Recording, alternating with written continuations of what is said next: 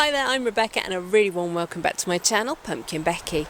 In this week's video we are going to be doing the final harvest of carrots from the Haxnicks Carrot Patio Planter raised bed things.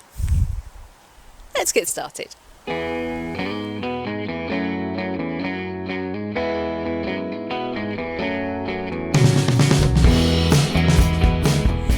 Just before we get started on this week's video, I wanted to give you a little reminder that next weekend Katie and I are doing a Halloween fancy dress sponsored walk in aid of hearing dogs for deaf people. It's a wonderful charity. We are doing so well, thank you, with our fundraising already. Thank you so much to everybody who has already donated to this amazing cause. These dogs, that costs £25,000 to take a dog from a puppy right through to being a fully partnered hearing dog for deaf people. My little collection is going to be a drop in the ocean compared to that, but everything counts. Every little bit helps another person get a dog that will change their life.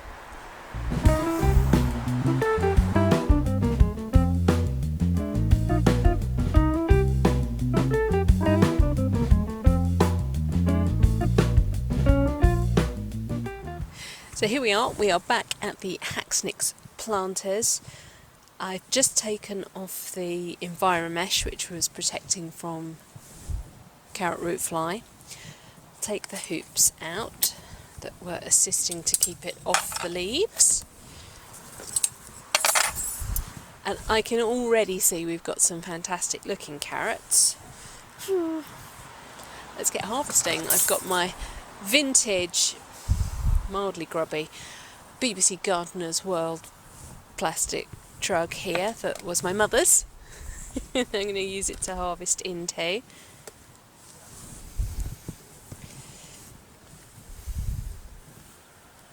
First one out.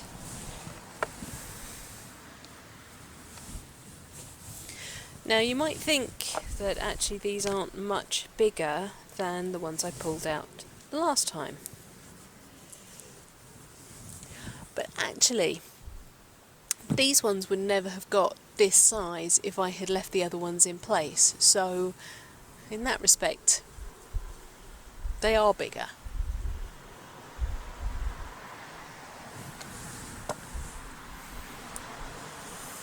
Ooh, that's a nice one. Okay, a mildly bent one there. Ooh. What I'm noticing at the moment, and I've only pulled 1, 2, 3, 5, 6 carrots out. The ones towards the middle of the bed are already looking bigger than the ones that are at the front of the bed. Now I would think that that's probably because these are on the side that would have got the most sunshine, so possibly didn't get as much moisture as the others. You know, the edges of containers tend to dry out a little bit quicker than the inside. Maybe. Oh. Yeah, way to dispel my theory.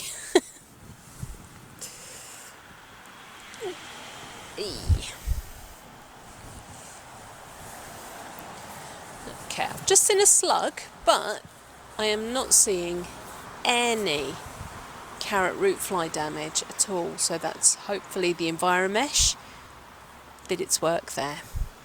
Maybe also the fact that I did lots of companion planting, moving the chive plants nearer.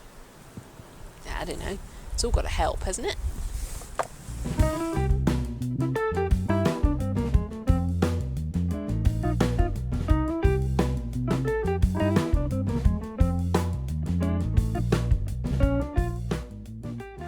So remember I planted carrot romance, and this bag had the Ecoco pot drainage layer at the bottom of it, the fibrous one.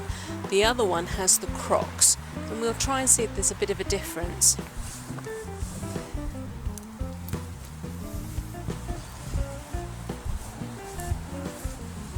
These are lovely carrots. I'm really liking the look of this variety. I'm definitely going to grow it again. Okay, that's the e-coco bed emptied. That's a really lovely harvest there. Beautiful carrots.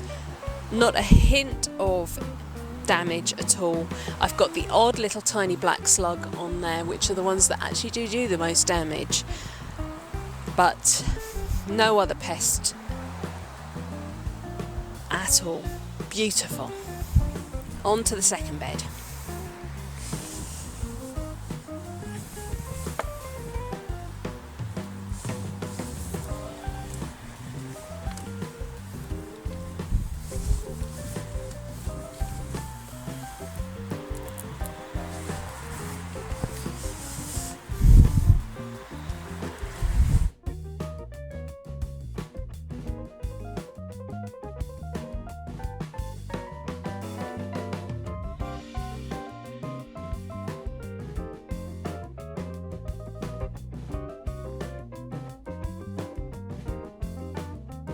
And there we go, that's the bed with the standard terracotta crocks pulled.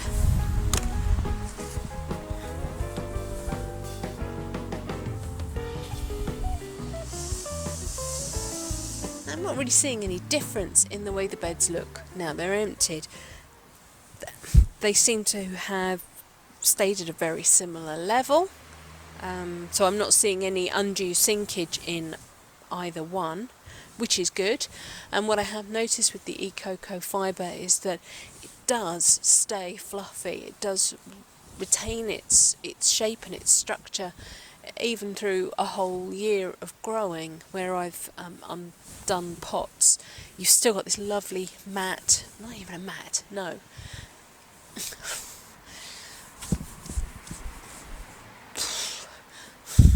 I don't know what it is. It's a thing. It's a layer of open, free draining drainage layer that roots have been able to go down into. I think it's really worth considering. And I'm seeing very similar mosses and lichens on the top here, so I would say they are similarly damp as well. Remember that I've had harvests from both these planters already. The first thinnings were just a few here and there, but as we went on in the season I was taking bigger size carrots out to eat. So it's hard to judge quantity of carrots left over, although I did try and take even numbers from each planter. The quality of the carrots is very similar.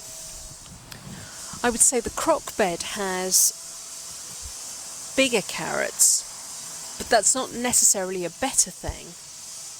It certainly looks at the moment like there's a higher yield coming from the crock bed compared to the e-coco bed, but I'm not actually sure that this end of season thing can tell us too much about that, because I've already harvested from these planters, and that's just the nature of the beast. What I can tell you is that neither have suffered because of using one technique or the other. And the fact that there is no carrot root fly damage is just amazing. This is the first carrot harvest I've had with no damage.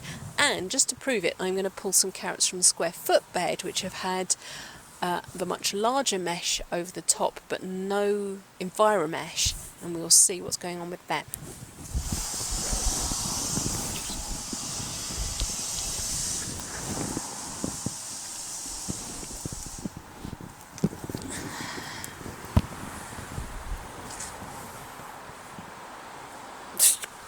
I'm going to be honest, I don't even know what carrots these were. But, they're diabolical. That really? Wow. In fairness, they're again is no sign of carrot root fly damage on them, and no other insect damage. Just diabolical. So here in my garden, using the separate planters is definitely the way to go.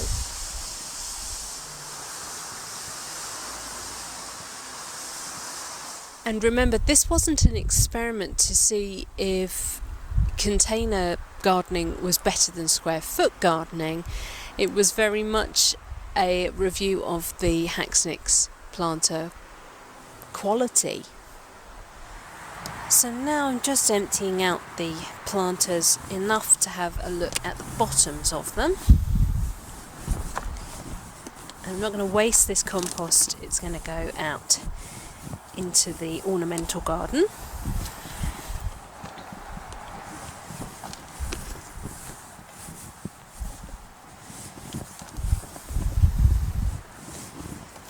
See if I can tip this.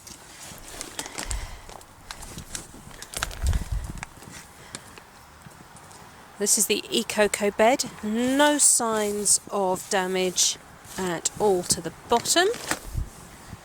And we would expect that to be the case because there was nothing sharp and pointy in the bottom, unlike the crock one.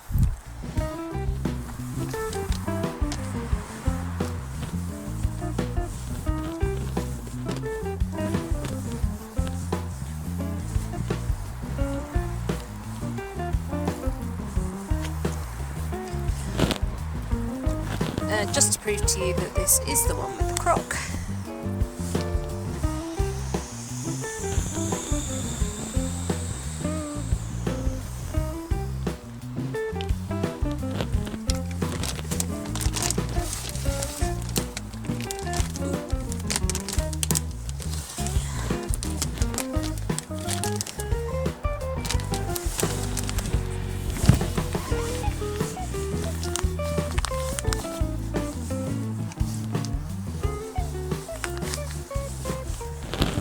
No signs of damage on this one either.